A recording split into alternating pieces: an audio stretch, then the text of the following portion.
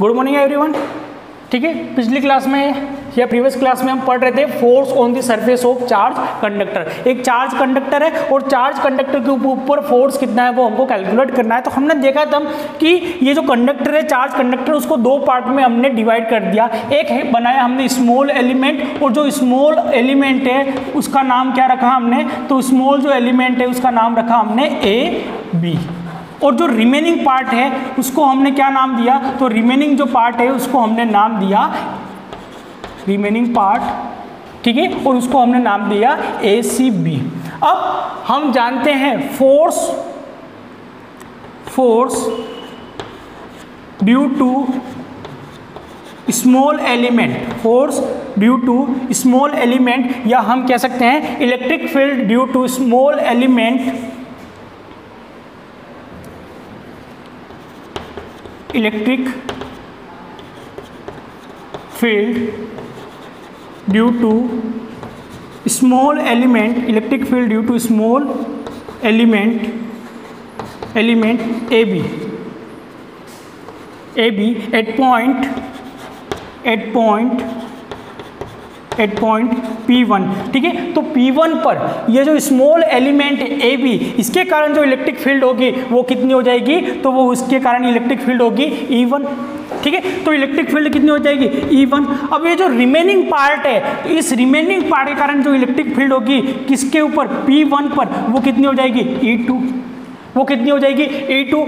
तो दोनों फील्ड की डायरेक्शन कैसी है, सेम डायरेक्शन है। दोनों फील्ड की डायरेक्शन कैसी है, सेम डायरेक्शन है। अब दूसरी चीज हमको यहाँ पर क्या देखनी है कि ये जो हमने किया वो किसके लिए किया, तो वो हमने किया P1 के लिए। तो P1 के लिए हम लिख सकते हैं कि 4P1,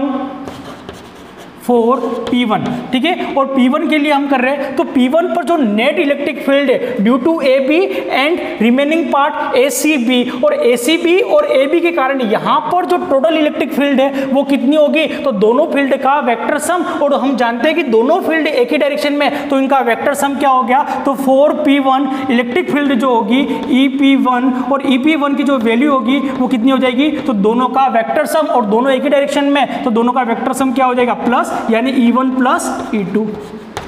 कितना हो जाएगा, E1 प्लस E2। अब हमको निकालना है 4, इसको हमने बोला इक्वेशन फर्स्ट। ठीक है, अब हमको निकालना है 4P2। ठीक है, और P2 के लिए हमको निकालना है, अब P2 है ये कहाँ पर है, कंडक्टर के इनसाइड है। तो ये जो AB है वो इस पे, अब यहाँ पर हमने टेस्ट चार्ज को रखा, पॉजिटिव टेस्ट चार्ज को रखा यहाँ पर। तो ये जो AB है इसके पास भी पॉजिटिव चार्ज है, तो वो क्या करेंगे, इसको रिपल करेंगे, यानी इसके ऊपर जो इलेक्ट्रिक फील्ड की जो डायरेक्शन होगी वो कैसी होगी, आउटसाइड, यानी ये डायरेक्शन होगी। इस इलेक्ट्रिक फील्ड को हम क्या बोलेंगे, ए बी के कारण इलेक्ट्रिक फील्ड है, इसका मतलब वो क्या बोलेंगे, E1 बोलेंगे। अब यहाँ पर पॉइंट P2 जो है हमारा, वहाँ पर ये जो रिमेनिंग पार्ट है ए सी और बी, इसके कारण जो इलेक्ट्रिक फील्ड होगी वो कैसी होगी, तो इलेक्ट्रिक फील्ड कैसी होगी, आउटसाइड, यानी इसके जस्ट अपोजिट ये वाली। और इस इलेक्ट्रिक फील्ड को हम क्या बोलेंगे, E2। ठीक है, तो 4P2 इलेक्ट्रिक फील्ड, जो P2 पर जो नेट इलेक्ट्रिक फील्ड होगी या टोटल इलेक्ट्रिक फील्ड होगी वो कितनी हो जाएगी, तो वो हो जाएगा EP2, और EP2 की जो वैल्यू होगी वो क्या होगी, इन दोनों इलेक्ट्रिक फील्ड का वेक्टर सम या सदिश योग कह सकते हैं हम। तो कितना हो जाएगा, तो वो हमारा हो जाएगा E1, और दोनों कैसे एक दूसरे के अपोजिट है, तो माइनस E2। अब अकॉर्डिंग टू गॉस थ्योरम हमने क्या पढ़ा है, अगर कोई चार्ज कंडक्टर है, तो जैसे ही कोई चार्ज कंडक्टर को अगर हम चार्ज दें, अगर कोई कंडक्टर है, चार्ज कंडक्टर, और ये जो कंडक्टर है वो हमारा क्या, एक तरह का स्फीयर है। ठीक है, अब ये स्फीयर है, अगर इसको हमने इंजेक्शन में चार्ज भर के अगर इनसाइड हमने चार्ज दिए, तो वो सारे चार्ज कहाँ पर आएंगे, अगर ये कंडक्टर है तो सारे चार्ज इसकी सरफेस पर क्या हो जाएंगे, यूनिफॉर्मली डिस्ट्रीब्यूट हो जाएंगे। तो इनसाइड स्फीयर के इनसाइड चार्ज कितने हैं, तो अभी आपको जो पिक्चर दिख रहा है बोर्ड पर, उसके हिसाब से भी अगर आप देखो तो इस कंडक्टर के इनसाइड चार्ज कितने हैं, तो इनसाइड चार्ज कितने, Q इज इक्वल टू 0। अगर Q इज इक्वल टू 0 है तो इनसाइड इलेक्ट्रिक फील्ड कितनी होगी, तो इनसाइड इलेक्ट्रिक फील्ड भी कितनी होगी, 0 होगी। यानी P2 पर जो इलेक्ट्रिक फील्ड है वो कितनी हो जाएगी, तो P2 पे जो इलेक्ट्रिक फील्ड है EP2 इज इक्वल टू कितना हो जाएगा, 0। तो according to Gauss theorem charge inside the sphere is equal to 0, तो इलेक्ट्रिक फील्ड भी इनसाइड कितनी होगी, 0 होगी। तो इनसाइड इलेक्ट्रिक फील्ड अगर 0 है तो क्या हो जाएगा, inside the conductor E is equal to 0, ठीक है। और E 0 क्यों होता है, ठीक है, क्योंकि Q is equal to 0, then E is equal to कितना हो जाएगा 0। अगर इनसाइड इलेक्ट्रिक फील्ड कितनी होगी 0 हो गई तो EP2 की वैल्यू कितनी हो जाएगी, तो EP2 की जो वैल्यू है वो कितनी हो जाएगी 0 हो जाएगी। तो हमारी इक्वेशन क्या बन जाएगी, तो EP2 इज इक्वल टू 0। तो जो हमारी इक्वेशन सेकेंड है, तो फ्रॉम इक्वेशन सेकेंड से हम देखेंगे तो ये कितना हो जाएगा E1 minus E2 is equal to कितना हो जाएगा 0। तो हमने देखा कि जो E1 है, E1 minus E2 is equal to क्या आ गया 0। अब E1 minus E2 is equal to 0 आ गया, तो इसको सोल्व करके हम क्या ले सकते हैं, तो इसको हम ले सकते हैं E1 is equal to E2। क्या ले सकते हैं, E1 is equal to E2। तो ये इक्वेशन हमारी फर्स्ट है, ये इक्वेशन सेकेंड है और ये इक्वेशन हमारी आ गई थर्ड, ठीक है। अब हमको पता है कि अगर ये कोई चार्ज कंडक्टर है, अगर चार्ज कंडक्टर है और चार्ज कंडक्टर के पास सेम चार्ज है, यानी पूरे के पास कौन सा चार्ज है, प्लस चार्ज है, पॉजिटिवली चार्ज कंडक्टर है। तो हमने जब कंडक्टर के लिए हमने इलेक्ट्रिक फील्ड डिराइव की थी, तब हमने देखा था कि जो आउटसाइड इलेक्ट्रिक फील्ड आती है वो कितनी आती है, तो इस कंडक्टर के यहाँ पर अगर हम इलेक्ट्रिक फील्ड निकालेंगे, इस कंडक्टर के कारण यहाँ पर जो इलेक्ट्रिक फील्ड आएगी, टोटल इलेक्ट्रिक फील्ड यानी E1 प्लस E2 जो आएगा वो कितना आएगा, तो वो आएगा हमारा सिग्मा अपॉन एप्सिलॉन नॉट। कितना होता है, तो कंडक्टर के आउटसाइड या कंडक्टर की सरफेस पर जो इलेक्ट्रिक फील्ड होती है वो हमारी कितनी होती है, सिग्मा अपॉन एप्सिलॉन नॉट, ठीक है। तो हम कह सकते हैं कि EP1 की जो वैल्यू होगी वो कितनी हो जाएगी, तो sigma upon epsilon naught. We know electric field outside the conductor is E is equal to sigma upon epsilon naught. कितनी होती है, सिग्मा अपॉन एप्सिलॉन नॉट। तो EP1 किसके बराबर है, E के बराबर है, तो हम ले सकते हैं EP1, ठीक है। तो EP1 की जो वैल्यू है फ्रॉम इक्वेशन फर्स्ट, ठीक है, फ्रॉम इक्वेशन फर्स्ट हम क्या ले सकते हैं, EP1 की वैल्यू कितनी लिखी हमने, तो EP1 की वैल्यू लिखी sigma upon epsilon naught is equal to कितना हो जाएगा, तो ये हो जाएगा E1 प्लस E2। कितना हो जाएगा, E1 प्लस E2। अब ये जो हमारी इक्वेशन बनी, इस इक्वेशन को हमने बोला इक्वेशन 4, ठीक है। तो कितनी इक्वेशन बन गई, equation first, second, third and 4। अब ये इक्वेशन 4 और इक्वेशन 3, तो फ्रॉम इक्वेशन 3 एंड 4, ठीक है, यानी दोनों इक्वेशन को हमने क्या किया, कंपेयर किया और हमने देखा कि E1 और E2 दोनों कैसे हैं, बराबर है। तो चाहे मैं E1 को E2 लिखूं या E2 को E1 लिखूं, बराबर है, क्योंकि E1 और E2 दोनों कैसे हैं, बराबर है। तो हमने क्या लिखा, फ्रॉम इक्वेशन 3 एंड 4 हमने क्या लिखा, 4 इक्वेशन कौन सी है हमारे पास, ये रही, तो सिग्मा अपॉन एप्सिलॉन नॉट। और ये जो E1 E2 है, तो E1 को या तो आप क्या करो, E2 को E1 लिखो या फिर आप E1 को क्या लिखो, E2 लिखो, क्योंकि हमने इस इक्वेशन थर्ड में प्रूव किया है कि E1 किसके बराबर है, E2 के बराबर है। तो हमने लिख दिया E2 plus E2, E2 plus E2। तो अब E2 प्लस E2 मैथमेटिक्स के हिसाब से क्या होता है, तो मैथमेटिक्स के हिसाब से हम इसको लिख सकते हैं सिग्मा अपॉन एप्सिलॉन नॉट, और E2 प्लस E2 कितना हो गया, 2E2, ठीक है। तो E2 इज इक्वल टू कितना हो गया, तो E2 इज इक्वल टू हो गया, ये मल्टीप्लाई में डिनोमिनेटर में आ जाएगा, तो सिग्मा अपॉन 2 एप्सिलॉन नॉट। ये आ गई हमारी इलेक्ट्रिक फील्ड E2 की वैल्यू। और ये जो E2 है वो यहाँ पर इस सरफेस, यानी ये जो रिमेनिंग पार्ट है ACB इस सरफेस पर इलेक्ट्रिक फील्ड कितनी बना रहा है, तो इस सरफेस पर AB पर जो स्मॉल एलिमेंट है वहाँ पर इलेक्ट्रिक फील्ड बना रहा है E2, और E2 की वैल्यू कितनी है, सिग्मा अपॉन 2 एप्सिलॉन नॉट। अब हमारे पास अगर इलेक्ट्रिक फील्ड पता है हमको, तो हम जानते हैं फोर्स का फॉर्मूला क्या होता है। तो फोर्स क्या होता है, तो फोर्स का इलेक्ट्रिक फील्ड का फॉर्मूला हमने पढ़ा है, E इज इक्वल टू क्या होता है, फोर्स पर यूनिट चार्ज। क्या होता है? फोर्स पर यूनिट चार्ज। अब फोर्स पर यूनिट चार्ज क्या होता है? इलेक्ट्रिक फील्ड का। तो फोर्स का फॉर्मूला हम जानते हैं, तो फोर्स का फॉर्मूला क्या हो जाएगा? तो फोर्स का जो फॉर्मूला हो जाएगा वो क्या हो जाएगा? Q इंटू ई। ठीक है, क्योंकि हमने क्या कर दिया? ट्रांसफर कर दिया। अब E की वैल्यू हम यहां से जानते हैं, तो E की वैल्यू हम पुट कर देंगे। तो हम क्या करेंगे? नेक्स्ट जो हमारा डेरिवेशन है उसको, अब ये सारी चीजें हमने कर ली। अब इस चीज को मैं क्या कर रहा हूं? रब कर रहा हूं।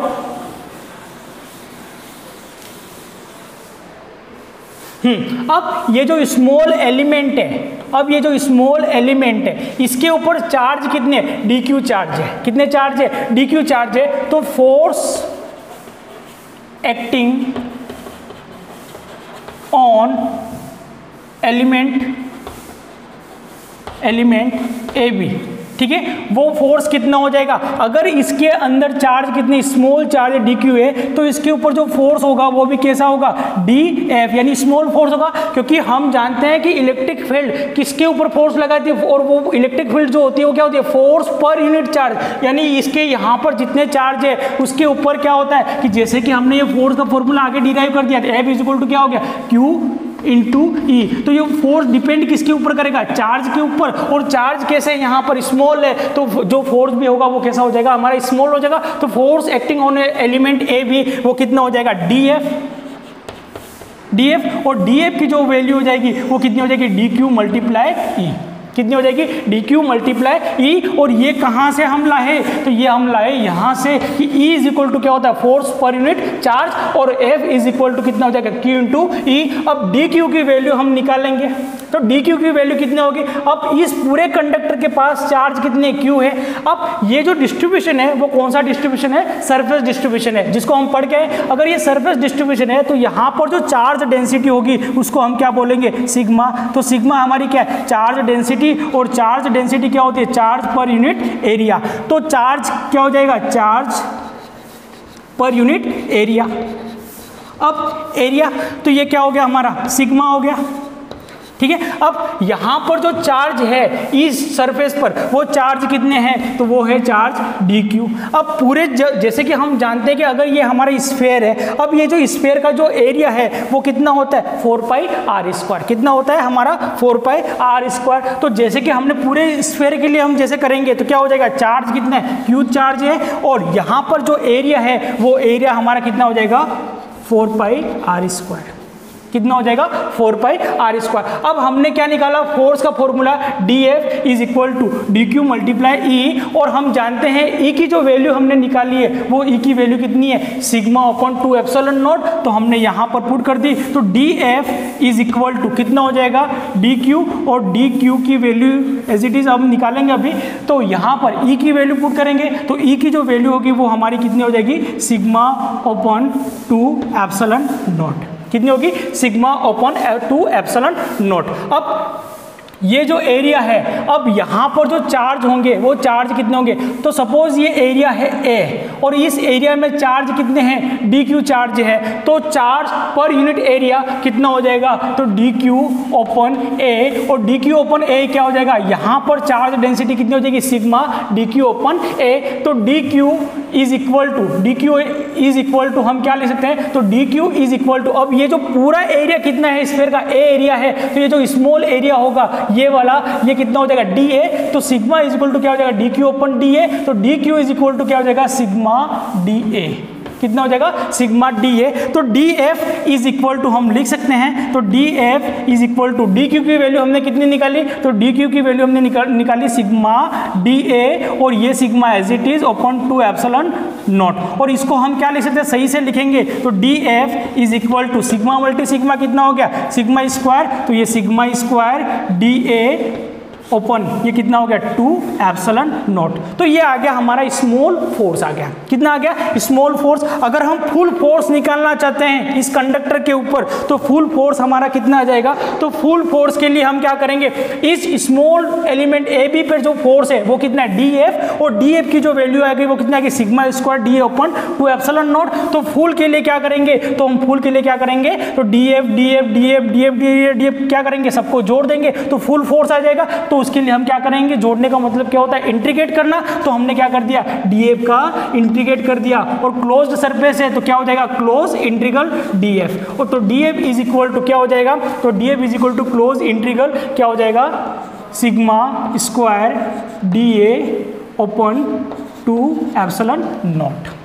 ठीक है, तो ये आ गया हमारा फुल फोर्स आ गया। अब हमको निकालना है अगर ये जो फोर्स लग रहा है वो फोर्स किस डायरेक्शन में लग रहा है, तो हम जानते हैं वो जो फोर्स लग रहा है वो कौन सी डायरेक्शन में लग रहा है, तो जो डायरेक्शन इलेक्ट्रिक फील्ड की है, तो ये जो ACB इस AB के ऊपर जो फोर्स लगा रहा है वो कौन सी डायरेक्शन में लगा रहा है, तो हम जानते हैं इलेक्ट्रिक फील्ड का जो फॉर्मूला होता है वो क्या होता है, फोर्स पर यूनिट चार्ज। यानी जो इलेक्ट्रिक फील्ड की डायरेक्शन होगी वही क्या होगी, फोर्स की डायरेक्शन, और जो फोर्स की डायरेक्शन होगी वही क्या होगी, इलेक्ट्रिक फील्ड की डायरेक्शन। तो जो इलेक्ट्रिक फील्ड इस रिमेनिंग पार्ट ने इस AB पर बनाई वो कितनी है, EP1, और EP1 की जो डायरेक्शन है, सॉरी ये जो रिमेनिंग पार्ट यहाँ पर जो इलेक्ट्रिक फील्ड बना रहा है इस पर वो कितनी बना रहा है, E2 बना रहा है, और E2 की जो डायरेक्शन है वो कैसी है, रेडियली आउटवर्ड है। तो जो फोर्स की डायरेक्शन होगी वो भी कैसी होगी, बाहर की तरफ। यानी ये जो कंडक्टर है यहाँ पर जो फोर्स लग रहा है वो फोर्स कैसा लग रहा है, बाहर की तरफ लग रहा है। यानी हर चार्ज दूसरे चार्ज के ऊपर बाहर की तरफ फोर्स लगाता है, पर ये चार्ज के ऊपर अगर बाहर की तरफ फोर्स लग रहा है ये बाहर क्यों नहीं जाता,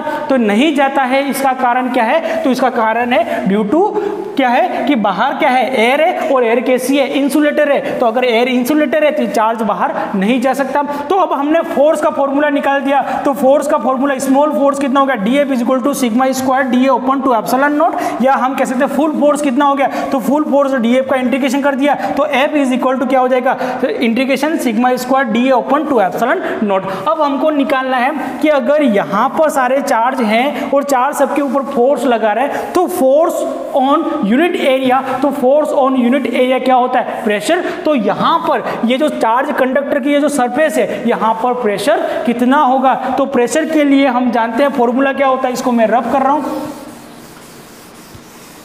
तो प्रेशर क्या होता है, तो हमने यहाँ से ये वाला फॉर्मूला लिया और इस इक्वेशन को हमने बोला इक्वेशन 7 क्योंकि 6 तक हमारी कंप्लीट थी, तो फ्रॉम इक्वेशन 7, ठीक है। तो इक्वेशन 7 से हम क्या करेंगे, अब ये जैसे सॉरी ये वाली इक्वेशन 7, अब इस इक्वेशन 7 में हमने क्या कर दिया, both side divided by dA, क्या कर दिया, both side divided by dA यानी स्मॉल एरिया। तो क्या हो जाएगा, dF, यहाँ पर dF से भी क्या करेंगे, राइट हैंड साइड और लेफ्ट हैंड साइड दोनों साइड हमको dA से क्या करना है, डिवाइड करना है। तो dF डिवाइड बाय dA और इज इक्वल टू यहाँ पर क्या हो जाएगा, सिग्मा स्क्वायर, और सिग्मा स्क्वायर dA है और डिनोमिनेटर में भी क्या आ जाएगा, dA से हमको डिवाइड करना है, dA कैंसिल, तो हम डायरेक्ट इसको लिख देंगे sigma square upon two epsilon naught, और dF ओपन dF क्या होता है, तो dF ओपन dA यानी फोर्स पर यूनिट चार्ज। तो हम जानते हैं फोर्स पर यूनिट चार्ज क्या होता है, प्रेशर। क्या होता है, फोर्स पर यूनिट चार्ज क्या होता है, प्रेशर होता है। तो dF ओपन dA हम ले सकते हैं प्रेशर। तो P इज इक्वल टू कितना हो गया, तो P इज इक्वल टू हो गया 1/2 और क्या हो जाएगा, sigma square open epsilon not. ये आ गया हमारा प्रेशर। और ये इस प्रेशर की जो डायरेक्शन होगी, ये जो इस प्रेशर को हम बोलते हैं इलेक्ट्रोस्टैटिक प्रेशर। क्या बोलते हैं हम, इलेक्ट्रोस्टैटिक प्रेशर या इलेक्ट्रिक प्रेशर, इलेक्ट्रिक प्रेशर, ठीक है। तो इस प्रेशर को हम बोलते हैं इलेक्ट्रोस्टैटिक प्रेशर, या हम कह सकते हैं इसको इलेक्ट्रिक प्रेशर। तो ये जो इलेक्ट्रोस्टैटिक प्रेशर है और ये जो प्रेशर है इसकी डायरेक्शन क्या होगी, तो जो डायरेक्शन फोर्स की होगी वही डायरेक्शन क्या होगी, प्रेशर की डायरेक्शन होगी। तो फोर्स कैसा लग रहा है, बाहर की तरफ, यानी ये जो इलेक्ट्रोस्टैटिक प्रेशर है वो भी कैसा लग रहा है, बाहर की तरफ, ये ऐसे इस कंडक्टर के ऊपर। अब आप थोड़ा इमेजिन करो, अगर इसके ऊपर चार्ज डेंसिटी हम इंक्रीज कर देंगे, अगर चार्ज डेंसिटी हमने इंक्रीज कर दी तो प्रेशर क्या हो जाएगा, इंक्रीज होगा। अगर प्रेशर इंक्रीज होगा तो ये जो कंडक्टर आपको दिख रहा है इसका वॉल्यूम भी क्या हो जाएगा, इंक्रीज हो जाएगा। और इसको आप इमेजिन कैसे कर सकते हो, तो जैसे बलून के अंदर कुछ हवा भरी हुई है और उसके अंदर और ज़्यादा हवा भरो, और ज़्यादा हवा भरने से मतलब क्या है कि और चार्ज डेंसिटी को इंक्रीज करो, यानी चार्ज यूनिट एरिया में इंक्रीज करो। जैसे इंक्रीज करोगे बलून के अंदर आप हवा भरोगे, उसका वॉल्यूम क्या होगा, इंक्रीज होगा। तो प्रेशर अगर इंक्रीज होगा तो उसका वॉल्यूम भी कंडक्टर का क्या हो जाएगा, इंक्रीज हो जाएगा। तो इसके रिलेटेड हमको और जो चीज़ें पढ़नी है उसको हम नेक्स्ट क्लास में कंटिन्यूस करेंगे। थैंक यू, धन्यवाद।